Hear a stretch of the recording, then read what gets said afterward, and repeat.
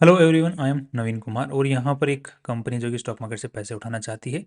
ये बेसिकली जो काम करती है वो जो खांचा होता है कास्टिंग प्रोसेस के अंदर में काम करती है कि खांचे के अंदर में जैसे एल्यूमिनियम को हम पोर कर देते हैं मोल्टन एल्यूमिनियम को, उसके बाद में उसकी जैसी भी खांचे की शेप होती है उसकी टाइप का डिज़ाइन बन के सामने बाहर आ जाता है।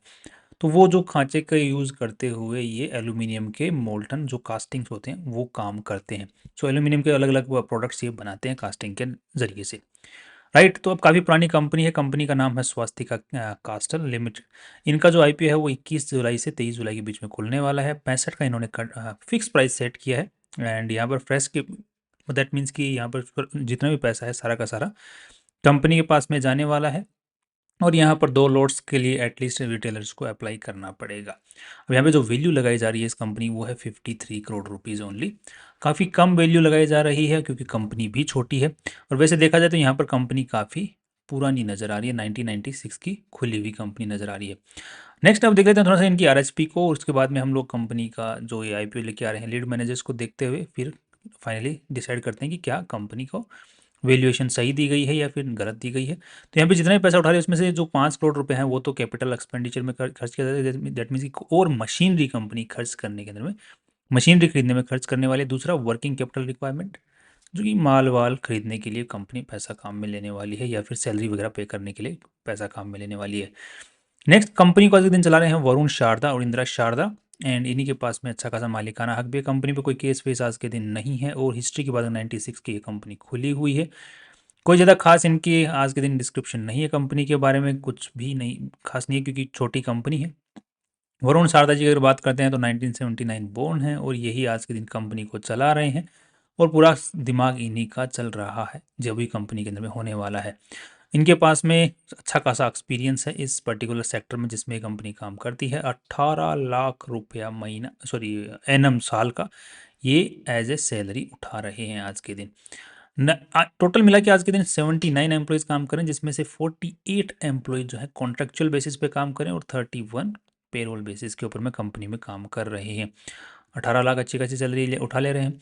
नेक्स्ट यहाँ पर टोटल कैपेसिटी की यूटिलाइजेशन की अगर हम लोग बात करते हैं तो कंपनी का मोस्टली यहाँ पर अच्छी खासी यूटिलाइजेशन यूज़ हो रही है। 50% फाउंड्री का यूज़ हो रहा है। बाकी टेस्टिंग के पर्पज़ से सीएनसी मशीनिंग का अगर देखते हैं तो वो 97% के आसपास में यूज़ हो रहा है। सो बेसिकली देखा जाए तो कंपनी के पास में भी कैपेसिटी यूटिलाइजेशन पूरा नहीं पड़ रहा है और कंपनी काफ़ी पुरानी है। दैट मीन्स कि कंपनी को भी एक्सपेंशन की वैसे ज़रूरत मशीनरी की है नहीं। But still company is trying to make some investment, so that's again fine because अलग अलग टाइप के स्ट्रक्चर बनाने के लिए अलग अलग टाइप की मशीन्स की ज़रूरत पड़ती है। तो वी कैन नेवर से कि कैपेसिटी अभी पड़ी है तो कंपनी में भी एक्सपेंडिंग इन दिस हमारे सेक्टर एज वेल। सेक्टर नहीं कि अलग टाइप के जो प्रोडक्ट्स होते हैं वो बनाने के लिए।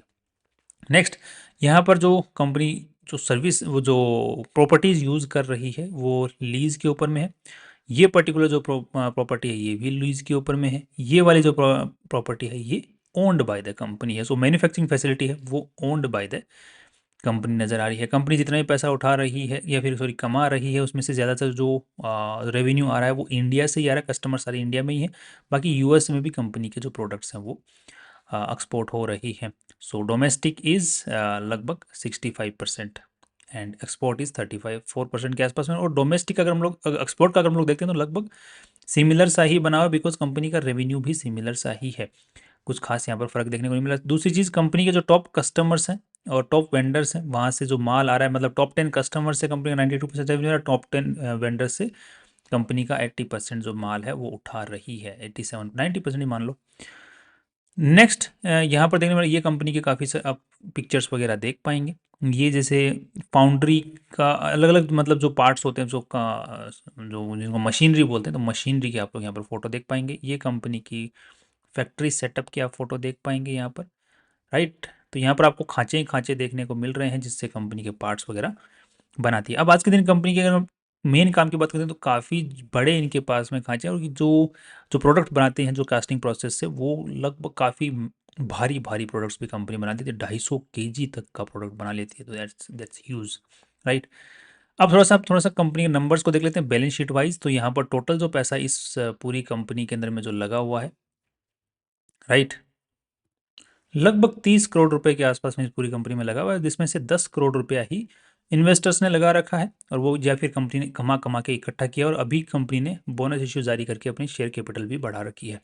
नेक्स्ट यहाँ पर लॉन्ग टर्म अगर लोन वोन की बात करते हैं तो कंपनी में कुछ खास लोन नहीं देखने को मिल रहा है लॉन्ग टर्म में। शॉर्ट टर्म में जरूर कंपनी ने वर्किंग कैपिटल के हिसाब से यहाँ पर लोन उठाया हुआ नज़र आ रहा है, वो भी पुराने अगर ट्रैक रिकॉर्ड को देखते हैं तो उसके मुकाबले ज़्यादा ही उठाया हुआ नज़र आ रहा है।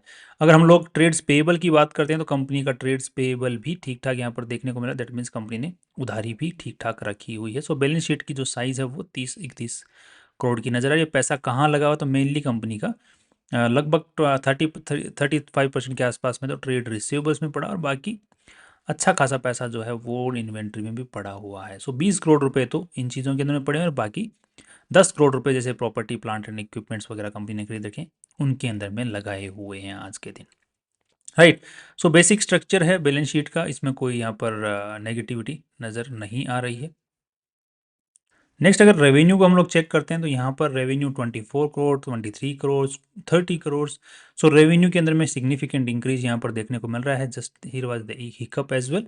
एंड यहाँ पर जो कंपनी का जो रॉ मटेरियल यूज़ हो रहा है वो भी 36%, 39% के आसपास में रॉ मटेरियल यूज़ हो रहा है हर साल के आसपास में। तो 35 से 40% के आसपास में रॉ मटेरियल भी यूज़ हो रहा है, तो that's again fine. Again company का जो एम्प्लॉय बेनिफिट एक्सपेंसेस हैं वो लगभग 1.5 करोड़ रुपया ही है।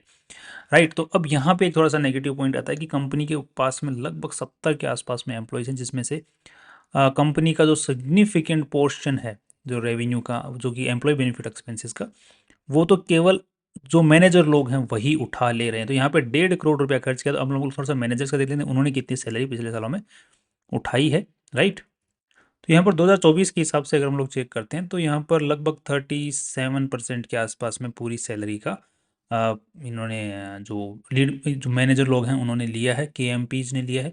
और यहाँ पर जो इस साल के हिसाब से देखते हैं तो वहाँ पे सिग्निफिकेंट डिक्रीज देखने को मिला है। सो दैट मीन्स कि मैनेजर लोग हैं कम सैलरी यहाँ पर लेते हुए दिख रहे हैं, बिकॉज यहाँ पर डेंट ना पड़े। जितना कम डेंट पड़ेगा उतना IPO के अंदर में कंपनी अच्छी नजर आएगी। इसीलिए तो आप पास्ट के रिकॉर्ड के हम देख पा रहे हैं कि कंपनी का रेवेन्यू है ठीक है, पर सब कुछ ठीक है। जबकि यहाँ पे खर्चे के अंदर में कोई ज़्यादा डिफरेंस नहीं आया है, बट रेवेन्यू यहाँ पर अच्छा खासा बढ़ गया है, बट स्टिल नेट प्रॉफिट्स यहाँ पर अच्छे खासे सुधर गए हैं। पर दैट्स गुड। एंड यहाँ पर कंपनी का माल भी इस साल जो है 1,70,00,000 रुपए का माल भी बच गया है, जो कि कंपनी के पास में रॉ मटेरियल पड़ा हुआ है या फिर स्टॉक इन ट्रेड है वो बच गया है यहाँ पर। राइट। तो यहाँ पर हम लोग पूरा यह जो वैल्यू यहाँ पर दिखाया गया 2,63,00,000, इसको तो कंसिडर बिल्कुल नहीं कर सकते हैं। ऑफ कोर्स ही बात है, बिकॉज IPO ईयर की बात है और यहाँ पे सिग्निफिकेंट इंक्रीज जब देखने को मिलता है वो भी नेट प्रॉफिट्स के अंदर में, वो भी रेवेन्यूज़ के सर्टेन लेवल पे इंक्रीज हो जाते हैं, साथ में ही कंपनी का माल भी बच जाता है। तो हम लोग उस पर्टिकुलर पूरे डेटा को ले नहीं सकते हैं, बिकॉज वहाँ पे मार्जिन ऑफ सेफ्टी नहीं बचती है फिर।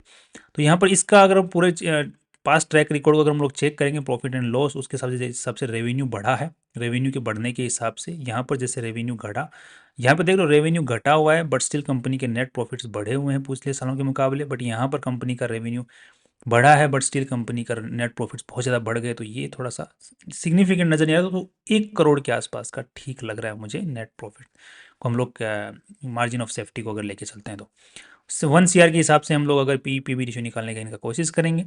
एंड साथ में अगर हम लोग कैश फ्लो की बात करते हैं तो कैश फ्लो की इनकी हालत जो है वो ठीक नज़र आ रही है, because of one thing that is trades payable. उसको अगर हम लोग आउट कर देते हैं तो कंपनी के कैश फ्लो की हालत भी खराब है, बिकॉज कंपनी का जो माल है वो मतलब जो सामान बिक गया है वो कंपनी का रुक जा रहा है, जिसकी वजह से कंपनी का कैश फ्लो की हालत इस साल तो खराब रही है। उससे पिछले साल की अगर हम लोग बात करते हैं यहाँ पर, तो कंपनी का हालत जो है वो ठीक ठाक हम लोग मान के चल सकते हैं, अच्छी ठीक ठाक रह सकती है। यहाँ पर अगर हम लोग देखते हैं तो यहाँ पर भी कंपनी की हालत जो है वो ठीक ठाक है, बट यहाँ पर जो हालत है वो ख़राब है, बिकॉज कंपनी ने IPO ईयर के अंदर में मुझे लग रहा है कि कुछ ज़्यादा ही रेवेन्यू पुश यहाँ पर देखने को मिला है। So 1 CR we will take. And dividend वगैरह कंपनी कुछ देती नहीं है, एंड बिकॉज हालत कंपनी चल पा रही है, सैलरी ले पा रहे हैं, बाकी डिविडेंड कंपनी के जो मैनेजर लोग हैं वो दे नहीं पा रहे हैं। फाइनली अब थोड़ा सा हम लोग चेक लेते हैं फाइनल डेटा के हिसाब से। तो 1 CR के हिसाब से 50 करोड़ की वैल्यू लगाई है, और जो यहाँ पे P रेशियो 50 का हो जाता है। अगर 2.5 के हिसाब से हम लोग चेक करते हैं तो उसके हिसाब से जो P रेशियो है वो लगभग 20 का हो जाता है। नहीं तो 20 का P रेशियो तो है इस पर्टिकुलर कंपनी के सेक्टर की जो कंपनी है उसके लिए अच्छा है, बट 50 का जो पी रेशियो जो कि मार्जिन ऑफ सेफ्टी के साथ हम यूज़ कर रहे हैं, तो वो तो अच्छा बिल्कुल भी नहीं है, राइट? तो it's a you know it's normal thing, because 50 crore की कंपनी है और पुरानी कंपनी है, तो इस चीज़ का नाम लेकर के एक लिस्टिंग गेन या फिर एक इसको भगाया जा सकता है इन द नियर फ्यूचर। तो वो एक थोड़ा सा भागने का जो यहाँ पर है वो चीज़ तो है यहाँ पर, उसको हम नज़रअंदाज नहीं कर सकते। बाकी वैल्यू यहाँ पर कुछ खास मिल रही है ऐसा मैं मान के नहीं चल सकता। बाकी कंपनी इन्वेस्टमेंट अच्छा खासा करने वाली है, ज़मीन खुद की है, काफ़ी पुरानी ज़मीन खरीदी, 97 की ज़मीन खरीदी हुई, कंपनी भी काफ़ी पुरानी नज़र आ रही है, तो मैनेजर लोग सिग्निफिकेंट हैं, बिजनेस मॉडल चल रहा है वो सिग्निफिकेंट चल रहा है, एक्सपोर्ट भी सिमिलर से मतलब बराबर से चलता आ रहा है, इम्पोर्ट इंडिया में जो यूज़ हो रहा है वो भी मतलब क्लाइंट्स भी मतलब फिक्स हो रखे हैं, इनका सब कुछ फिक्स है, राइट? तो नेट प्रॉफिट में इंक्रीज मशीनरी के आने की वजह से थोड़ा बहुत नेट प्रॉफिट्स में इंक्रीज आ सकता है, रेवेन्यू में भी इंक्रीज आ सकता है, और वैल्यू भी जो लगाई गई है वो थोड़ी आज के दिन हिसाब से ज़्यादा लगा दी गई है अगर सब चीज़ों को हम कंसिडर करें तो। बट वैल्यू 50 करोड़ की कंपनी छोटी है, तो उस हिसाब से कंपनी को वैल्यू मार्केट दे सकता है, देर आर चांसेस। बट सब कुछ अगर चीज़ों को कंसिडर करते हैं सारी एस्पेक्ट्स को, तो स्टिल अगर एक सेफ जोन के हिसाब से सोचें तो वैल्यू थोड़ी ज़्यादा है, राइट? इसकी जो वैल्यू होनी चाहिए थी लगभग 25 करोड़ के आसपास की हो सकती है कंपनी की वैल्यू, 25 25 या 30 करोड़ के आसपास की वैल्यू सही वैल्यू हो सकती है इसकी। बाकी भगाने को तो कितना भगाओ, 100 100 करोड़ ले जाओ जाए, राइट? बाकी प्रॉफिटेबल है, सब कुछ ठीक है, सो आई थिंक इसको वैल्यू मार्केट देगा, बिकॉज छोटी कंपनियों को मार्केट अच्छा वैल्यू देता है, बिकॉज अगर उनका बिजनेस मॉडल सही रहता है तो। बाकी इसमें पूरे डेटा के अंदर में सिर्फ हमें एक ही जगह झोल नज़र आया, वो होगी 2025 का जो फाइनल रेवेन्यू डेटा है उसके अंदर में हमें थोड़ा सा हाइप नज़र आया है, दिखावा नज़र आया है। That's all from my side. कल फिर मिलते हैं इंपॉर्टेंट वीडियो साथ में। फाइनली पीबी रेशियो के ऊपर चेक कर लेते हैं आपके सामने। पीबी रेशियो के हिसाब से यहाँ पर 14 करोड़ की अगर हम लोग बात करते हैं, यहाँ पर जो इसकी नेटवर्थ है आज के दिन 10 करोड़, सो यहाँ पर 25, या 2.3 के आसपास मान लो, अगर हम लोग खर्चे वर्चे को भी निकाल लेते हैं बाहर, तो 2.3 2.4 की पीबी रेशियो की वैल्यू लगाई गई है। That's again fine for this sector, right? So question रहने की जरूरत है, मतलब कॉशियस रहने की जरूरत है, बिकॉज वैल्यू जो असली मार्जिन ऑफ सेफ्टी को लेके चलते हैं तो फिर असली वैल्यू 25-30 करोड़ के आसपास की वैल्यू चलती है, तभी बनती है। That's all from my side. कल फिर मिलते हैं इंपॉर्टेंट वीडियो के साथ में। Finally see you tomorrow.